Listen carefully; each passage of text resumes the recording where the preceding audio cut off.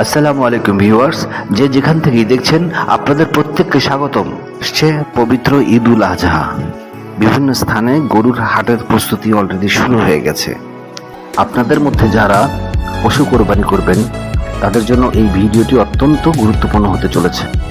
আমরা সারাদিন অথবা সারা রাত গরুর হাটে এ প্রান্ত থেকে ও প্রান্তে ঘুরে খুঁজে খুঁজে আমাদের পছন্দ মতো কোরবানির উদ্দেশ্যে সুন্দর এবং নাদুস নুদুস টাইপের পশুটিকে বাছাই করে নিয়ে আসি।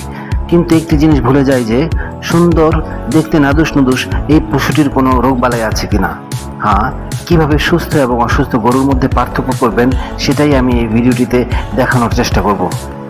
একটি গরু খুব সহজেই ব্যাকটেরিয়া অথবা ভাইরাসজনিত মারাত্মক রোগে আক্রান্ত হতে পারে। হাট থেকে গরু কেনার সময় কয়েকটি বিষয় আপনাকে লক্ষ্য রাখতে হবে। প্রথমত দেখবেন গরুটির গায়ে টেম্পারেচার বা জ্বর আছে কিনা। দ্বিতীয়ত গরুর পেছনের মাংসপেশি ফুলে আছে কিনা। যদি দেখেন পেছনের মাংসপেশি ফুলে আছে তাহলে সেখানে চাপ দিবেন, দেখবেন পচপচ এরকম কোনো শব্দ আসে কিনা। গরুর মুখ থেকে অথবা নাক থেকে লালা ঝরছে কিনা। দাঁড়ানো অবস্থায় গরুটি কাঁপছে কিনা। গলার অংশে ফুলে আছে কিনা। ঠিকঠাক মতো খাবার খাচ্ছে কিনা। এই কয়েকটি বিষয় লক্ষ্য রেখে যদি আপনি গরু কিনেন তাহলে অবশ্যই আপনি সুস্থ গরুটি কিনতে পারবেন।